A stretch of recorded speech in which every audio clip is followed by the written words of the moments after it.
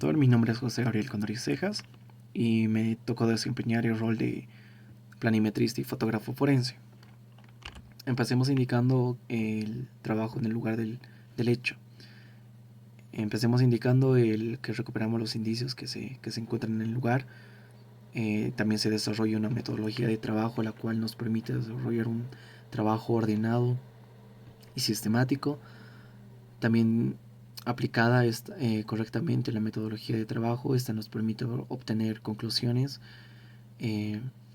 válidas desde el punto de vista científico al momento de finalizar el trabajo pericial.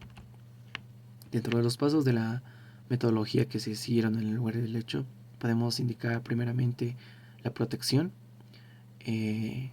seguidamente lo que es la inspección, los medios de fijación, el levantamiento y el embalaje de los indicios, la cadena de custodia, el rastreo, el examen de cadáver e identificación. Indicamos también lo que es la inspección, que decimos que una vez realizada la protección se iniciará la inspección del lugar del hecho. Cabe recalcar que se realizará solo por un integrante del equipo, la cual también tiene por finalidad que es obtener una visión panorámica del lugar físico del lugar del hecho. También decimos que nos permite esta inspección localizar los indicios y distinguir sus características, como ser su ubicación, su orientación, su forma, tamaño o sus características generales. Dentro de la inspección en el lugar del hecho, determinamos el tipo de lugar del hecho, como ser la ubicación geográfica, las vías de acceso, condiciones de iluminación y visibilidad. También examinamos de manera minuciosa los muros, las puertas, las ventanas, los techos, etc. También procedimos a la fijación y medición y levantamiento de los indicios encontrados en el lugar. Cabe recalcar que debemos desplazarnos con cuidado, sin tocar ni mover nada, observando los elementos y la presencia de indicios pequeños que pudieran ser fácilmente destruidos o alterados. En la siguiente imagen podemos observar es la ubicación encontrada que para que se nos facilite de mejor manera se utiliza la aplicación de Google Maps, donde nos da el lugar determinado donde se pudo realizar el hecho delictivo. Pasemos a otro punto muy importante, cuál es la bioseguridad, el uso de traje de bioseguridad como tal, con la finalidad de evitar la alteración, destrucción y o contaminación del lugar del hecho. Pero cabe recalcar que al ingresar al lugar del hecho, no solo debemos cuidar el no contaminarlo, sino también debemos cuidar que no nos contaminemos nosotros con las cosas que nos puedan presentar en el lugar del hecho. En la siguiente imagen podemos utilizar podemos observar en las imágenes la división del lugar de los hechos por cuadrantes o por zonas, como lo vemos en las imágenes mostradas. El método inductivo es el que se realizó, que va de lo particular a lo general y consta de 3 pasos fundamentales, los cuales son observación, la hipótesis y la experimentación. Parte de la hipótesis exacta de fenómenos particulares y llegando a conclusiones empíricas, sacadas de las experiencias, concreciones que establecen cómo son los fenómenos, sus causas y sus efectos reales. Los medios de fijación que usamos es la descripción escrita, que en ella detallamos general y particularmente todo el lugar del hecho, y los indicios por medio de registros manuscritos. Aquí podemos ver en la imagen la fijación planimétrica, donde nos da una mayor visión y mayor entendimiento de todo el lugar del hecho, como ser en este caso la habitación. Dentro de la fijación fotográfica, esta nos permite complementar e ilustrar lo que es la descripción escrita mencionada anteriormente. Podemos encontrar lo que son las fotografías panorámicas, las fotografías generales, las fotografías particulares, las fotografías de detalle y las fotografías con testigo métrico. Dentro de las técnicas y métodos de fijación, el fotógrafo primeramente deberá tomar las fotos de lo general a lo particular, de lo particular al detalle y del detalle al más mínimo detalle. Dentro del otro punto que igual me tocó desempeñar ese rol es el planimetrista, que básicamente hacemos un dibujo a mano alzada del lugar del hecho, orientado con medidas reales y sin usar una escala como tal, y determinamos la dirección del norte y los indicamos en el croquis realizados por nuestra persona. Ahora, dentro del levantamiento y embalaje de los indicios en la escena de los hechos, una vez efectuada la fijación de los indicios, se procederá a su levantamiento, rotulado y embalaje, en los cuales podemos ver los documentos, las vainas y proyectiles, las manchas orgánicas que dentro de ellas podemos encontrar sangre, semen, etcétera, en prendas de vestir. También encontramos armas de fuego como tal.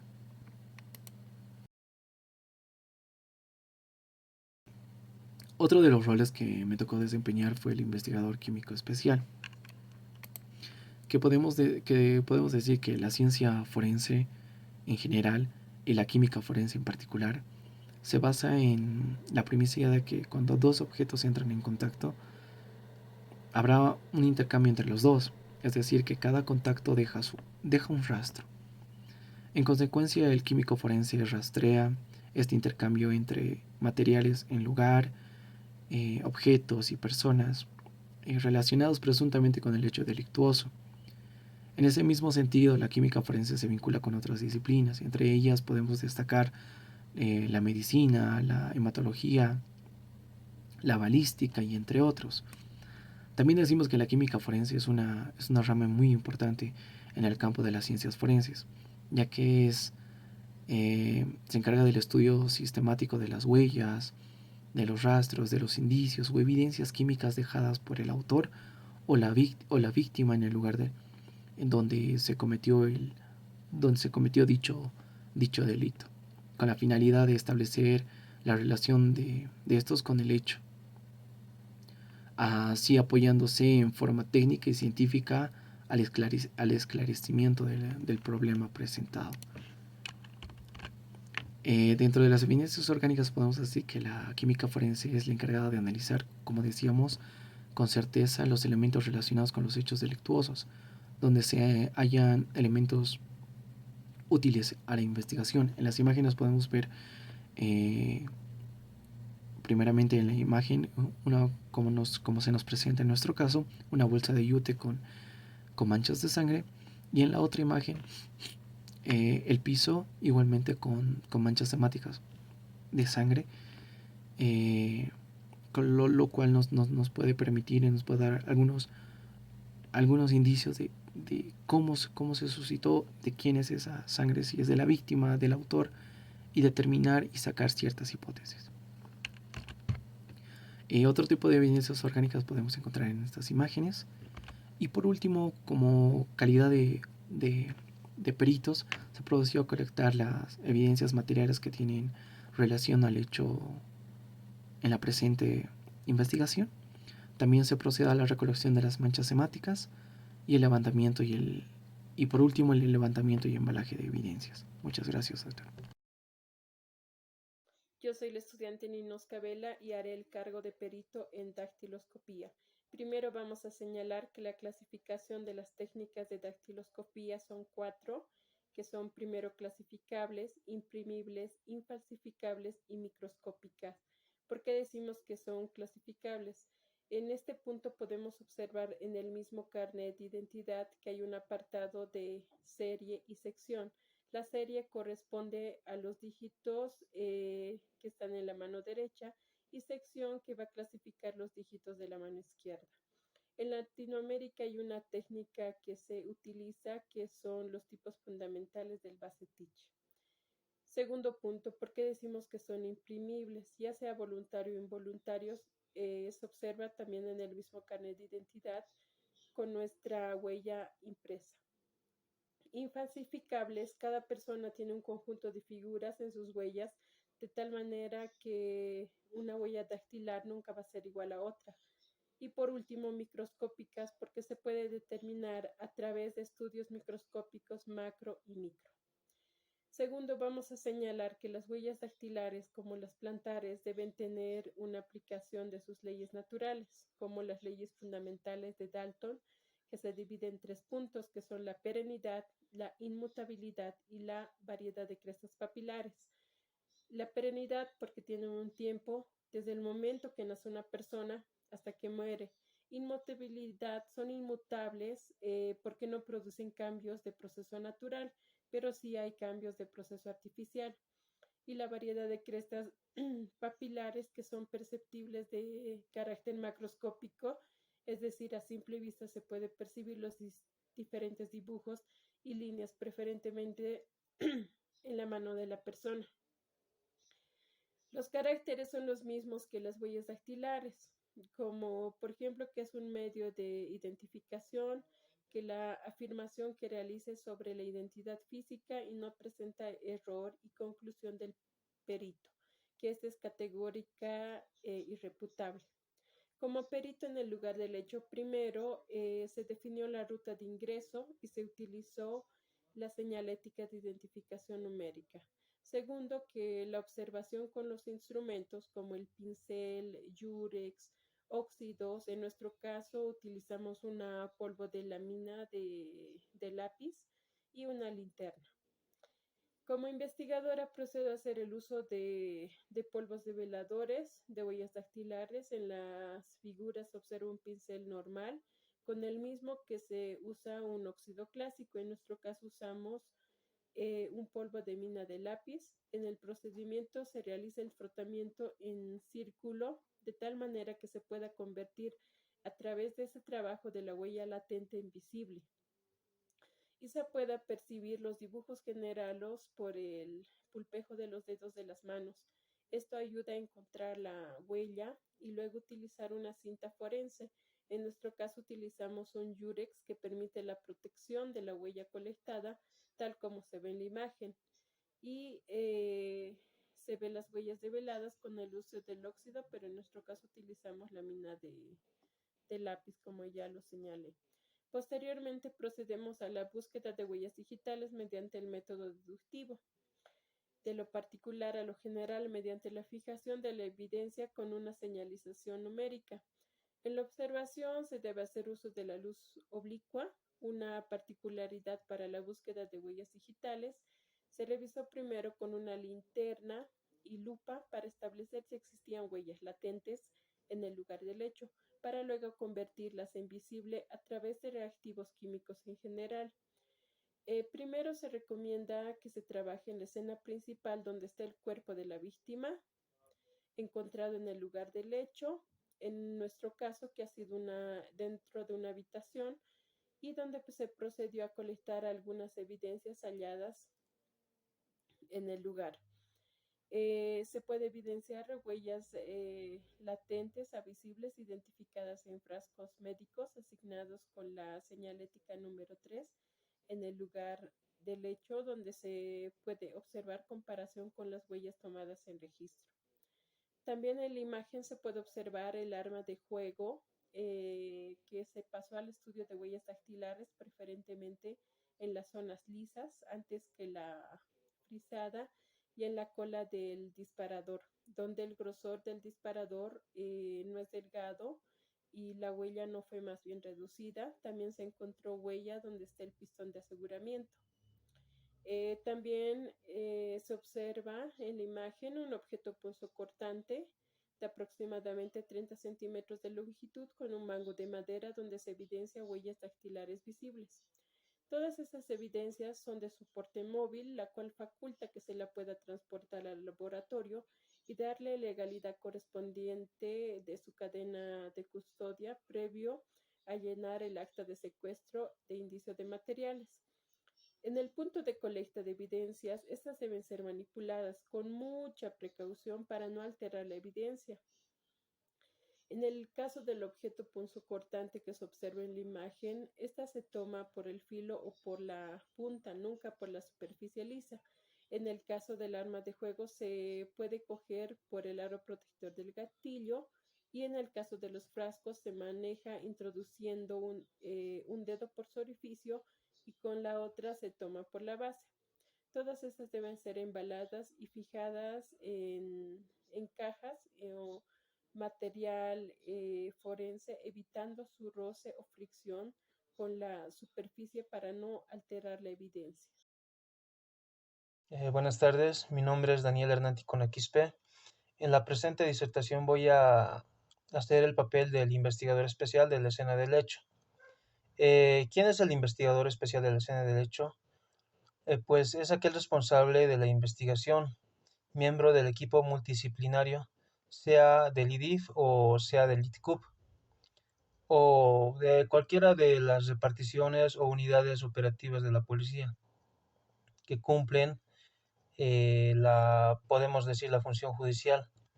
El investigador especial de la escena del hecho es el responsable de la dirección operativa, quien es el asignado al caso, y esta es la persona que va a desarrollar la dirección operativa.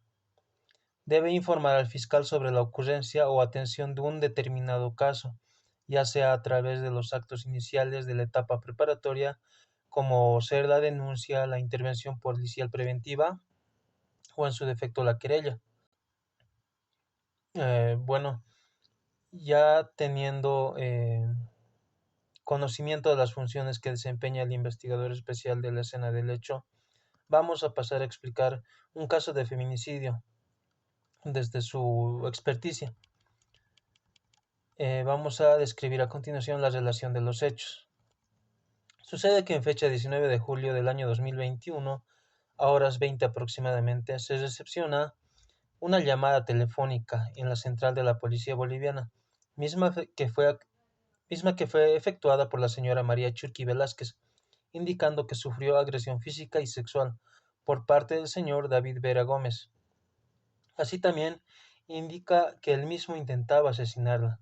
Es así que la señora Churqui pide auxilio inmediato, ya que su agresor se habría desprevenido un momento, por lo cual ella pudo realizar la llamada, siendo así que los efectivos policiales de la inteligencia de la FELCB inician la triangulación de llamadas, dando así a horas 23 pm con el paradero de la denunciante.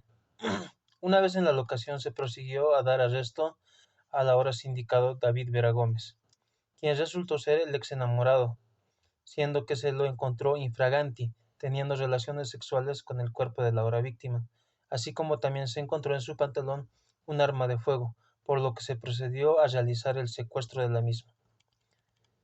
Ahora vamos a pasar a hablar sobre el material multidisciplinario, que es utilizado para la protección y la señalética de los indicios que se vayan a encontrar. El equipo multidisciplinario a la cabeza del investigador especial de la escena del hecho, una vez que se encuentran en la escena del hecho, se procede a realizar la protección, que no es otra cosa que todas las actividades y tareas que tienen la finalidad de proteger la escena para evitar la contaminación, la alteración o la destrucción de las evidencias que se encuentran en el lugar del hecho, siendo estas las barandas, cintas plásticas, conos de seguridad, sogas y otros. En cuanto a la señalética, así también se usa las señaléticas numeral, alfabética, de referencia o de ruta para poder identificar y registrar y así también establecer de manera específica cuando hay una prioridad de atención a una determinada evidencia. Una vez protegida la escena del hecho viene la observación y para ello es necesario que el especialista aplique los 4 principios de la observación. El primer principio consiste en la observación propia de las variables de acuerdo a sus características propias que tiene cada uno de estos elementos de manera objetiva. El segundo principio se refiere a que esta observación debe ser sistemática y a través de la aplicación de determinados procedimientos, por ejemplo, la observación siguiendo las agujas del reloj. Significa que en la escena se fijará un punto cero para empezar a mover la vista de acuerdo a las agujas del reloj. El tercer principio se refiere a que los resultados que se obtienen de esta observación siempre son descripciones de un conjunto de características que el investigador tiene la particularidad de simbolizar a través de la escritura, que quiere decir que si está realizando la fijación planimétrica, va a realizar un dibujo referente a la evidencia percibida. El cuarto principio se refiere que a través de esta observación siempre se va a encontrar en la variable observada. Cuando decimos variable nos referimos a la evidencia que estamos observando. Eh, Cada una de estas va a contar con cualidades diferentes entre uno y otro elemento. Ahora bien, para poder desarrollar la investigación científica del caso, se usó de guía uno de los métodos lógicos de razonamiento, siendo este el método inductivo, concentrando así la observación primero en el cuerpo y la posición, y luego alrededor de este cuerpo todas las evidencias que pudieran existir. Junto al método de razonamiento, aplicamos también un método de búsqueda de indicios en la escena del delito, siendo este el método espiral o circular. Este método tiene la particularidad de tener un punto de inicio en el cual se va a desarrollar a través de respetar la separación de un anillo a otro, esto hasta llegar al fin. Cuando se encuentra un cuerpo se recomienda partir de la cabeza. La recolección de los indicios va a ser registrada en un formulario 003 que lleva por nombre Acta de Registro del Lugar del Hecho. Ahora bien, pasamos al examen externo del cadáver.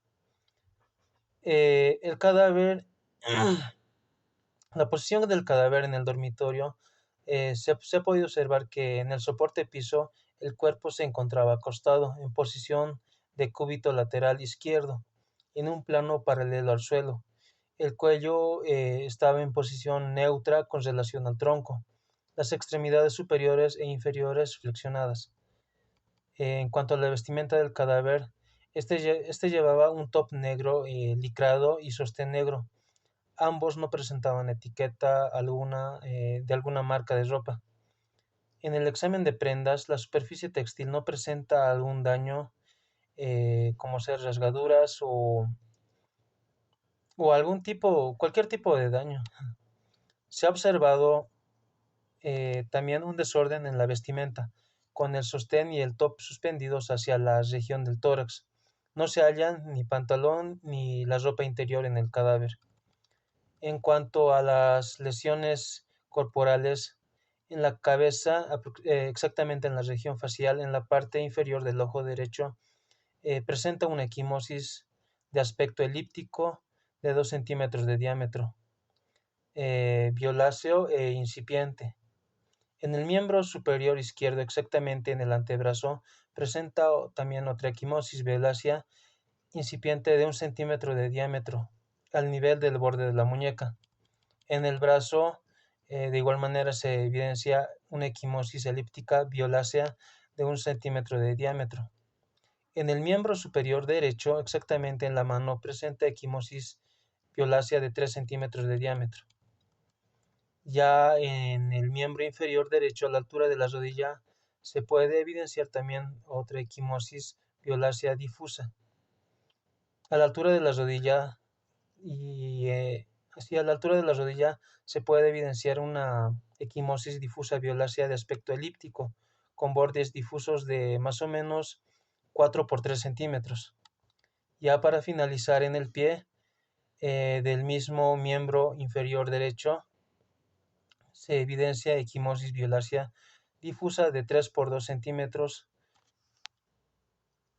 y una equimosis violácea tenua de 1 centímetro de diámetro en la región meolar y una tercera difusa violácea al borde externo del mismo pie. Eso es todo lo que concierne en cuanto al papel del investigador especial de la escena del hecho. Bueno, muy buenas tardes, doctor. Yo soy el perito Juan Carlos Ramos Luna, especializado en huellografía, específicamente en lo que viene a ser la huella de calzado. En primer lugar, en el caso, podemos utilizar la metodología deductiva, ¿no? Ya que se analizó la escena y se hizo la concentración en las huellas de calzado posteriormente dejadas en el suelo. Y al tan solo observar se verificaba o se comprobaba qué tipo de persona podría pertenecer las huellas.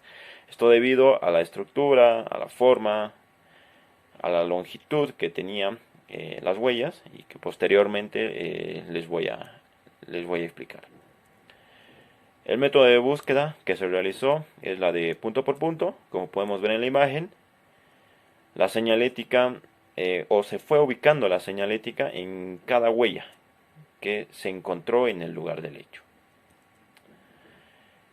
En cuanto a los principios de observación, se menciona el de intercambio, ¿no? El cual va a consistir en el contacto de dos cosas, ¿no? De tal manera que va a haber una transferencia de material. Por lo que en nuestro caso determinamos y evidenciamos que el sospechoso pudo haber traído una especie de tierra, ¿no? De un lugar desconocido. Aparentemente podría ser de la calle, y es por eso que ha podido dejar estas huellas en la habitación de la víctima. En el procedimiento que se ha realizado, primeramente se hizo la fijación fotográfica, ¿no? De la huella de calzado, primero sin señalética y posteriormente con señalética. En la posición cenital, ¿no? O también conocida el ángulo cenital, que trata de tomar la fotografía de arriba hacia abajo para que éste pueda captar toda la figura. Con la huella de calzado, evidentemente podemos determinar diferentes aspectos de la persona, ¿no? En este caso del sospechoso, ya que al medir la longitud de la huella e identificar la distancia que se tiene entre las huellas de tacón a tacón, se puede determinar la altura y la rapidez en la cual iba el sospechoso, ¿no?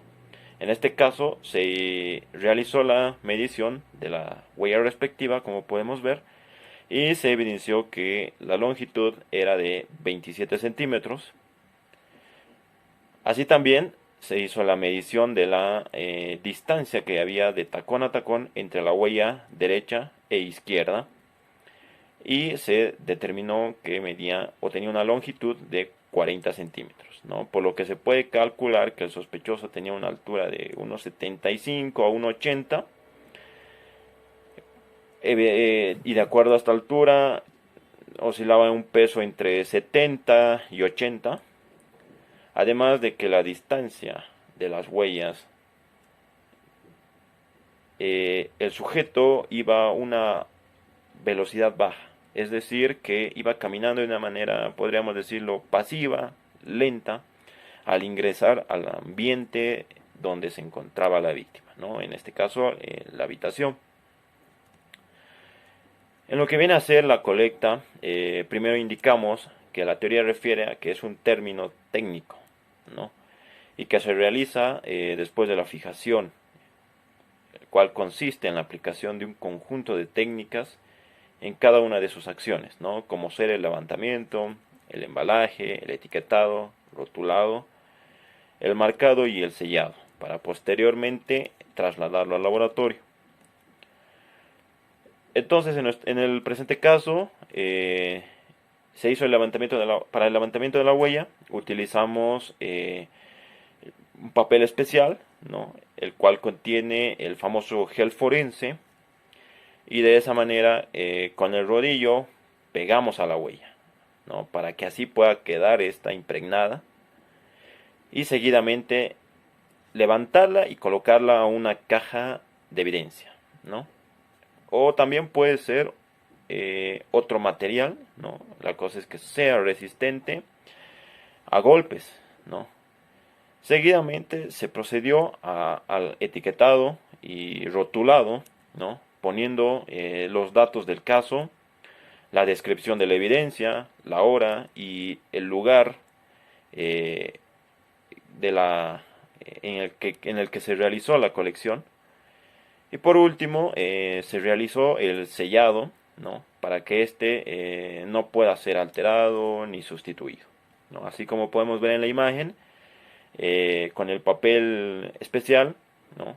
Y que contiene el gel forense, pudimos captar la huella, ¿no? Para posteriormente embalarlo y pueda llegar al laboratorio. Con esto podríamos concluir el informe pericial de la huella de calzado. Muchas gracias.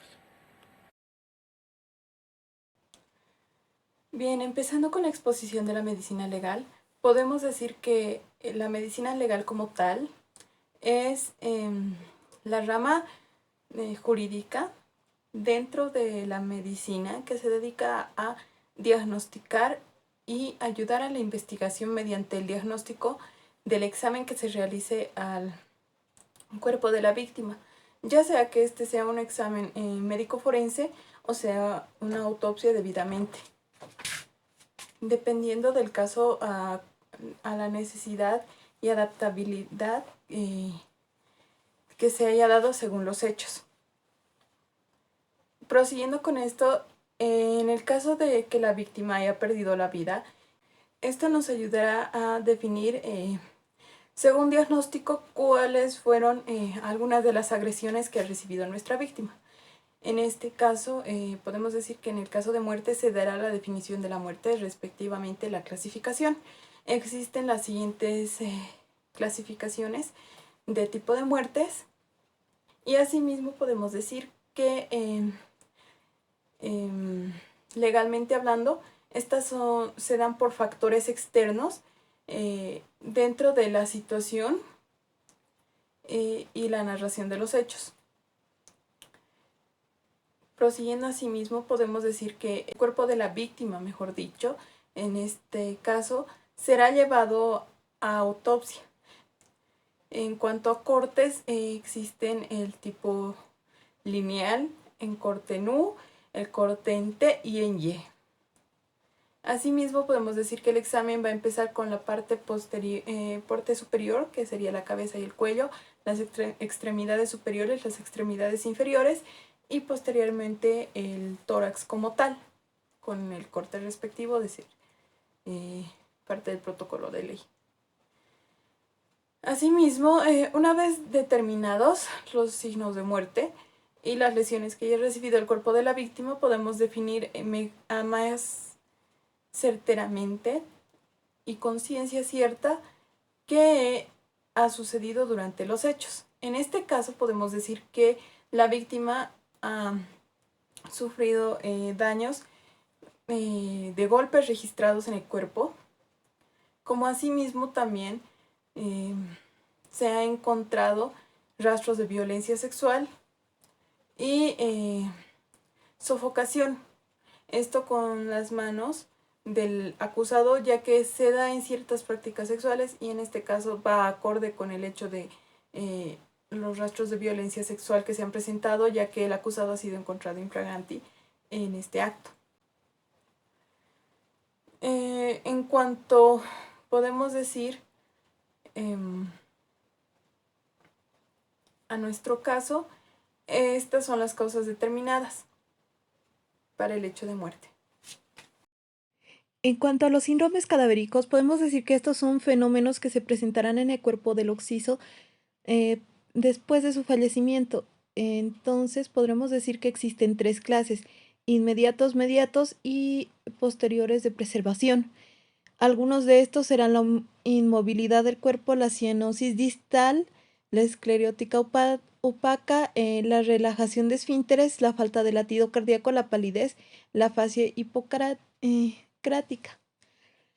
En el caso de nuestra víctima, como aún estaba prácticamente en estado agonizante momentos antes de que llegase la policía, podemos decir que los primeros síndromes cadavéricos que han sido presenciados en su cuerpo fueron el enfriamiento corporal, como asimismo la rigidez posterior que se da en el cuerpo, conocida como rigor mortis, y en el cese de funciones, la falta de latido y asimismo la inmovilidad del cuerpo.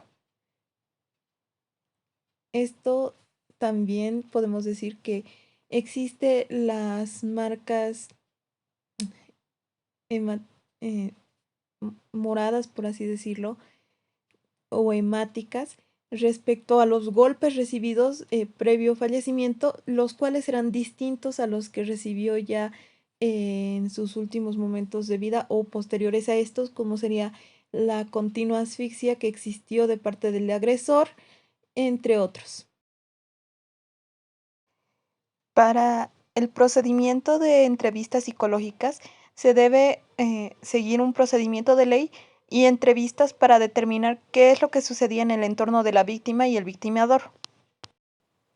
En cuanto al rol que se da en la psicología forense, podemos decir, según los testimonios y el procedimiento debido para la solicitud de los exámenes psicológicos, en cuanto al entorno de la víctima, los comportamientos del acusado y de la víctima, podemos determinar por testimonios de la madre y de la mejor amiga que había sufrido violencia de pareja y hay actitudes, como se puede decir vulgarmente, tóxicas dentro de la relación con su pareja. Asimismo podemos decir que ya se había mostrado actitudes violentas e incluso podemos decir que se ha rozado con la trata y tráfico, ya que esta persona aparentemente prostituía a la víctima contra su voluntad y además usando la fuerza. Como sabemos, la víctima no es la primera vez que sufrió maltrato físico y psicológico, del mismo modo económico, porque era el victimador y el hermano de este mismo quienes perpetuaban estos hechos contra la víctima. Podemos decir que Bolivia es uno de los países con una tasa más alta de violencia doméstica y asimismo contra la mujer, y existen líneas de ayuda y ayuda psicológica gratuita habilitada por la FELCC y por fundaciones dedicadas a las mujeres víctimas de esta. Y asimismo la trata y tráfico de personas está penada por ley en la actualidad en nuestro país por el Código Penal. Podemos decir que este caso ha sido un resultado de un largo proceso que presenta maltrato y violencia en la pareja, y asimismo ha habido las distintas etapas del síndrome de la mujer abusada, donde se va empezando por la manipulación y se va avanzando por distintos tipos de violencia posteriormente. Entre ellos está la manipulación, los golpes físicos y también el maltrato psicológico y económico. Eso sería todo. Muchas gracias.